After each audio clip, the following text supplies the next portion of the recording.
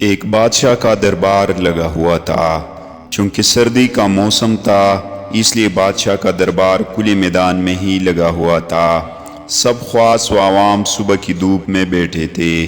بادشاہ کے تخت کے سامنے ایک میز تھی اور اس پر کچھ قیمتی اشیاء رکھی گئی تھی۔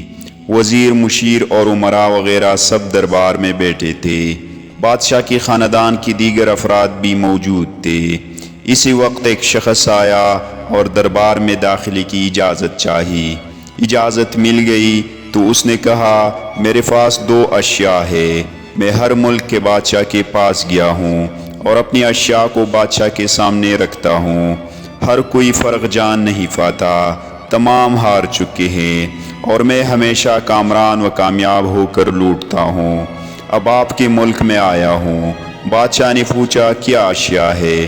اس نے دونوں اشیاء کو بادشاہ کے سامنے رکھ دی۔ وہ دونوں اشیاء دیکھنے میں بالکل ایک جیسی تھی، بالکل ایک دوسرے کی نقل محسوس ہوتی تھی۔ بادشاہ نے کہا، یہ دونوں اشیاء تو بالکل ایک جیسی ہے۔ اس شخص نے کہا، جی ہاں، دکھائی تو ایک سے ہی دیتی ہے لیکن ہے مختلف۔ ان میں سے ایک بہت قیمتی ہیرا ہے اور ایک شیشہ۔ بظاہر یہ دونوں ایک سے ہے، کوئی آج تک یہ نہیں پہچان سکا کہ کون سا ہیرا ہے اور کون سا شیشہ۔ کوئی جانچ کر بتائے کہ ان میں سے ہیرا کون سا ہے اور کون سا شیشہ۔ اگر کوئی صحیح پہچان گیا اور میں ہار گیا تو یہ قیمتی ہیرا آپ کا ہو جائے گا، لیکن شرط یہ ہے کہ اگر کوئی پہچان نہیں پایا تو اس ہیرے کی جو قیمت ہے اتنی رقم آپ کو مجھے بطور انعام دینی ہوگی۔ اس طرح میں کئی ممالک سے جیت کر آیا ہوں۔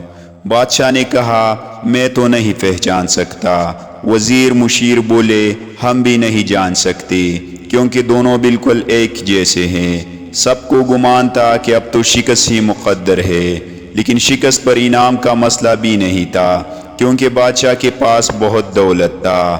بادشاہ کی عزت کا مسئلہ تھا کیونکہ تمام عالم میں یہ مشہور تھا کہ بادشاہ اور اس کی رعایا بہت ذہین ہے اور اس طرح ان کی عزت کی ہوتی۔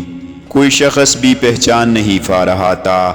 آخر کار تھوڑی سی ہلچل ہوئی۔ ایک نابینا شخص ہاتھ میں لاٹھی لے کر اٹھا۔ اس نے کہا کہ مجھے بادشاہ کے پاس لے چلو۔ میں نے تمام باتیں سنی ہیں اور یہ بھی سنا ہے کہ کوئی پہچان نہیں پا رہا۔ ایک موقع مجھے بھی دے دے۔ ایک آدمی کے سہارے وہ بادشاہ کے پاس پہنچا۔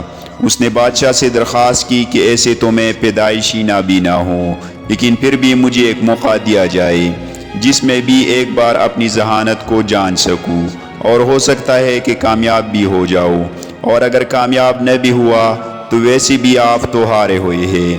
بادشاہ کو محسوس ہوا کہ اسے موقع دینے میں کیا حرج ہے۔ بادشاہ نے کہا کہ ٹھیک ہے۔ اس نابینا شخص کو دونوں چیزیں چونے کے لیے دے دی گئی اور پوچھا گیا، اس میں کون سا ہیرا ہے اور کون سا شیشہ؟ یہی آپ کو معلوم کرنا ہے۔ اس آدمی نے ایک لمحے میں کہہ دیا کہ یہ ہیرا ہے اور یہ شیشہ۔ جو آدمی اتنی جگہوں سے جیت کر آیا تھا وہ بہت حیران ہو گیا اور کہا، ٹھیک ہے، آپ نے صحیح پہچانا، آپ کو مبارک ہو۔ اپنے وعدے کے مطابق اب یہ ہیرا بادشاہ کا ہوا۔ تمام لوگ بہت حیران ہوئے کہ ایک نابینا شخص نے کیسے جان لیا کہ اصل ہیرا کون سا ہے، اور سب نے یہی سوال اس نابینا شخص سے کیا۔ اس نابینا شخص نے کہا کہ سیدھی سی بات ہے، دھوپ میں ہم سب بیٹھے ہیں، میں نے دونوں کو چھو کر محسوس کیا کہ جو ٹھنڈا رہا وہ ہیرا ہے اور جو گرم ہو گیا وہ شیشہ۔ اس طرح زندگی میں بھی جو شخص سخت اور مشکل حالات میں گرم ہو جائے اور حالات کا سامنا نہ کر سکے وہ شیشے کی مانند ہے، اور جو تمام حالات میں ٹھنڈا رہے وہ ہیرے کی مانند ہے۔